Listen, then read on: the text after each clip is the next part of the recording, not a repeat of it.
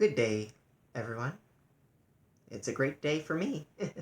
um, Ladies and gentlemen, I turned 20 today, and to celebrate my birthday, I decided to create a video commemorating the great talents who brought some of my favorite animated films to life.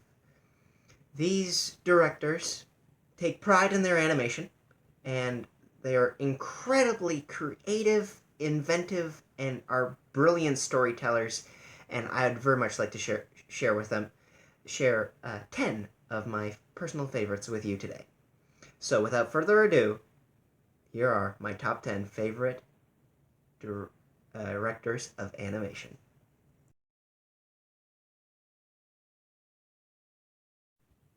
The first two animators, number 10 and 9, William Hanna and Joseph Barbera. They are great animators. They have you might not recognize their name, but I know you know their characters. They have created some of the greatest animated characters of all time, including Scooby-Doo, Tom and Jerry, the Flintstones, the Jetsons, Dick Dastardly, Captain Caveman, and Huckleberry Hound, and so many other.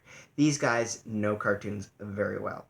They are very funny, they know so much, and they deserve so much respect, and there would be no Hanna-Barbera cartoons without William Hanna and Joseph Barbera.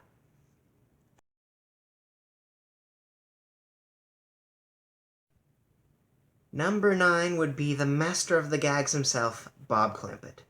Bob Clampett was one of the very first animators of Warner Brothers.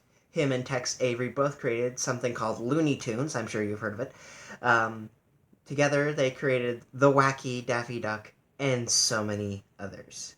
What I love about Bob Clampett is that he knows how to tell a gag. He knows how to use what he knows to make something funny. And for any of you who don't know, Bob Clampett is the creator of Big Chungus when he created the cartoon known as Wabbit Twubble. And he also created the Fat Elmer Fudd. And, he is a great director, and he has influenced many people, including John Kraflowski, the creator of Ren and Stimpy, and Steven Hillenburg, the creator of SpongeBob SquarePants.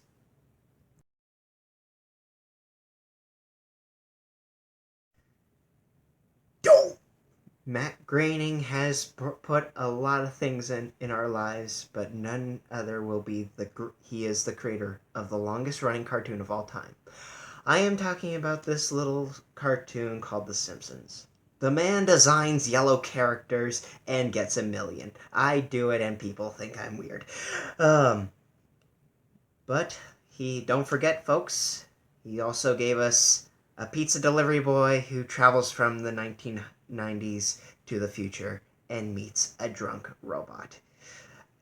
Matt Groening has etched so many characters into our brain, and he showed us all what an American family could be like.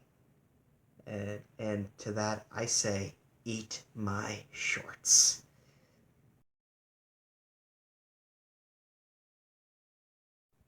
Now, some of you might not know this, but Ray Harryhausen is a stop-motion animation genius.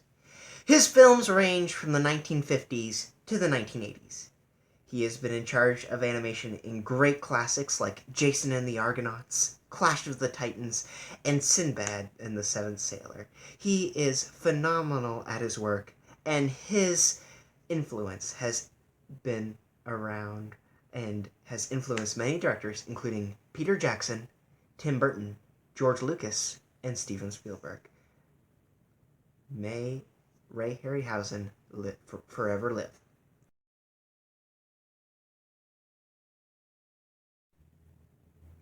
Hayao Miyazaki is a grand animator. In fact, he is my personally favorite animator from the East. He grew up in Japan, and I just look at one of his films that he created from Studio Ghibli.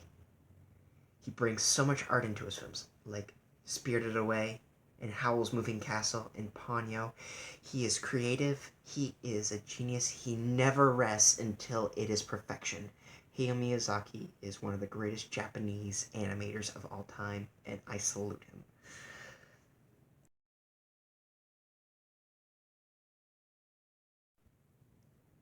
Number 4 would be the great Looney Tune director Chuck Jones. Charles M. Jones has made nothing but great cartoons all his life. Thanks to Chuck Jones, we have Roadrunner and Wile Coyote. We have Duck Season, Rabbit Season. We have Duck Dodgers and the 24th and a half century. We have The Rabbit of Seville. We have so many great cartoons thanks to Chuck Jones. And every time you watch that 1966 How the Grinch Stole Christmas, you can thank Chuck Jones for creating that as well. He is a brilliant animator, and I will continue watching his cartoons to the end of time.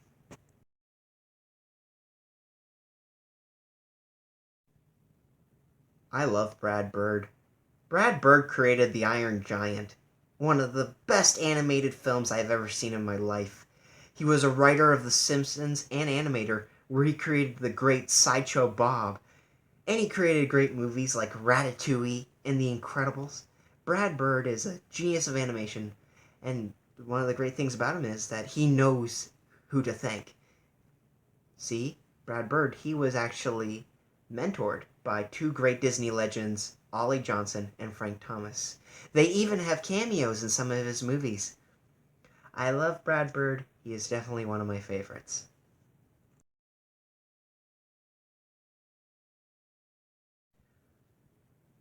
A lot of people don't know this about Don Bluth, but back in the 1980s, when Disney animation was about to hit the curb, Don Bluth left as fast as he could to make his own animation studio. After he left Disney, Don Bluth created great films that even surpassed Disney's own animation studios. Don Bluth created Anastasia, The Secret of NIMH, All Dogs Go to Heaven, The Land Before Time. And I love Don Bluth. He is incredibly talented, and if you have not seen one of his films, I would highly recommend that you do.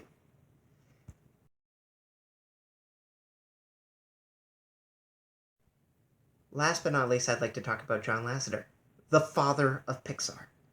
John Lasseter is considered to be so imaginative in his films that some considered him to be the next Walt Disney.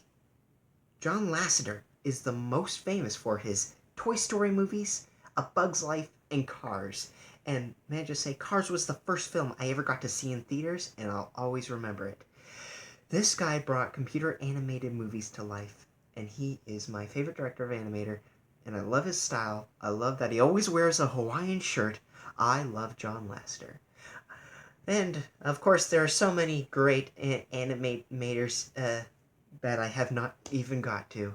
And I just have to say, I have so much respect for these people. They have so much animation, creativity, and they really know how to draw.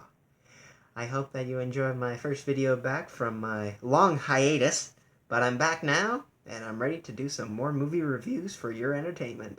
Have a great day, folks.